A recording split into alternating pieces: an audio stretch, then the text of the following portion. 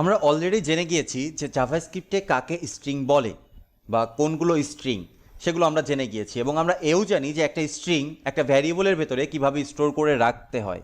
তো আজকের ভিডিওতে আমরা আরও ডিটেলসে জানবো যে কি ওয়ে ব্যবহার করে বা কোন ওয়েতে আমরা একটা স্ট্রিংকে একটা ভ্যারিয়েবলের ভেতরে স্টোর করে রাখতে পারি বা একটা স্ট্রিং জেনারেট করতে পারি।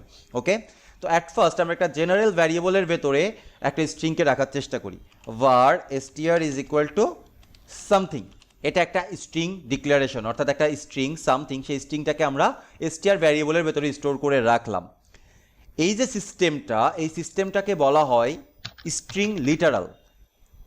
দুইটা কোটের ভেতরে বা সিঙ্গেল কোটের ভেতরে, অথবা আপনি ডাবল কোটও ব্যবহার করতে পারেন, ডাবল কোটের ভেতরে টেক্সট দিয়ে সেই টেক্সটটা কোনো একটা ভ্যারিয়েবলে অ্যাসাইন করার এই পদ্ধতিটাকে বলা হয় স্ট্রিং লিটারাল।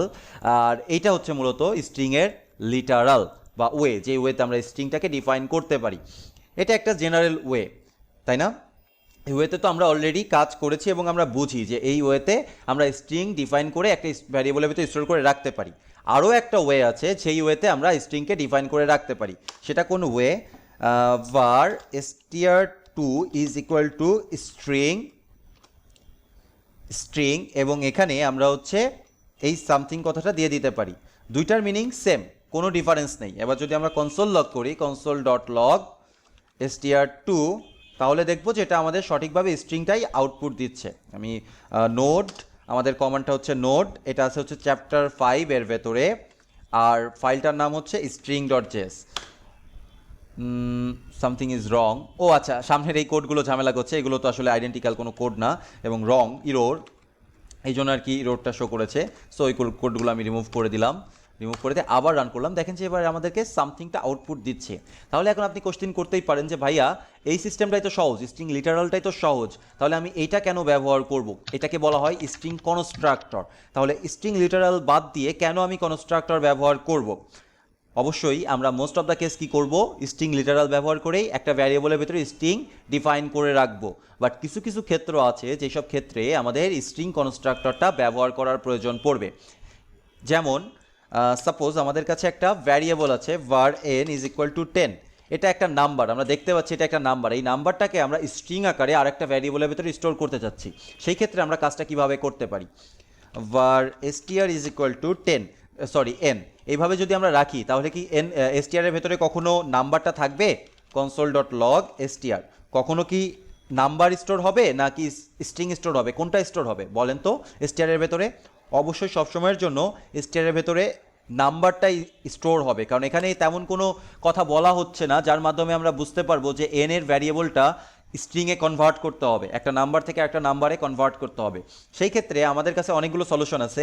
একটা সলিউশন হচ্ছে প্লাস সাইন দিয়ে এখানে আমি একটা এমটি স্ট্রিং অ্যাড করে দিব।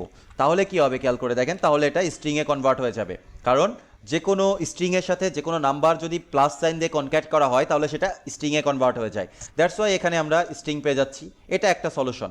দ্বিতীয় সলিউশন আসতে পারে যে আমরা কি করতে পারি, আমরা n.toString নামক একটা মেথড আছে, সেই মেথডটা কল করতে পারি।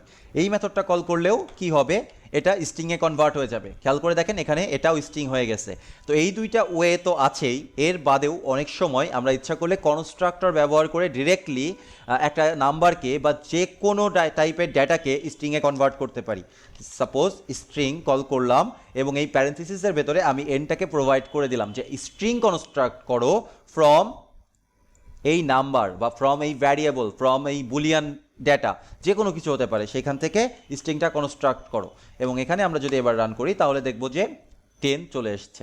ওকে, আচ্ছা, এই জিনিসটা এখানে একটা জিনিস মাথায় রাখতে হবে, অনেক সময় আপনারা বিভিন্ন অবজেক্ট কনস্ট্রাক্ট করার ক্ষেত্রে দেখবেন সামনে নিউ কিওয়ার্ডটা ব্যবহার করা হচ্ছে। এটা কি, কেন, এবং সেই বিষয়ে আমরা পরবর্তীতে ডিসকাস করব। তবে স্ট্রিং কনস্ট্রাক্ট বা নাম্বার কনস্ট্রাক্ট করার ক্ষেত্রে এখানে নিউ ব্যবহার করবে না, তাহলে এটা আপনাকে একটা অবজেক্ট রিটার্ন করবে ডিরেক্টলি স্ট্রিং বা নাম্বার রিটার্ন করার পরিবর্তে বা বুলিয়ান রিটার্ন করার পরিবর্তে। ওকে, সো এটা কখনোই সামনে নিউ কিওয়ার্ডটা ব্যবহার করবেন না। যদি আমরা নিউ কিওয়ার্ড ব্যবহার করতাম তাহলে দেখতে পেতাম যে এখানে কি আসছে আউটপুটে, স্ট্রিং, এবং এটা হচ্ছে অন্যভাবে রিপ্রেজেন্ট করছে, তাই না? এটা একটা ডিফারেন্ট ওয়েতে রিপ্রেজেন্ট করছে। আমরা যদি এখানে ডট দিতাম তাহলে এটাকে আবার আমাদেরকে টু স্ট্রিংয়ে কনভার্ট করতে হতো, আদারওয়াইজ আমরা অরিজিনাল ডেটাটা কখনোই পেতাম না। সো আমরা এইভাবে কখনোই কনক্যাট করব না, মানে একটা টাইপ থেকে আরেকটা টাইপে কাস্ট করব না। আমরা যদি ডিরেক্টলি এখানে স্ট্রিং কনস্ট্রাক্টর ব্যবহার করতাম উইদাউট নিউ কিওয়ার্ড, তাহলে সে ডিরেক্টলি স্ট্রিংয়ে কনভার্ট হয়ে যেত। সরি, আমরা টু স্ট্রিংটাকে রেখে দিয়েছি, বাট আমাদেরকে রাখতে হবে str। সেভ করে আবার যদি আমরা রান করি দেখব যে এবার অটোমেটিক্যালি 10 হয়ে গিয়েছে স্ট্রিংয়ে, আগে নাম্বার ছিল এখন সেই স্ট্রিং।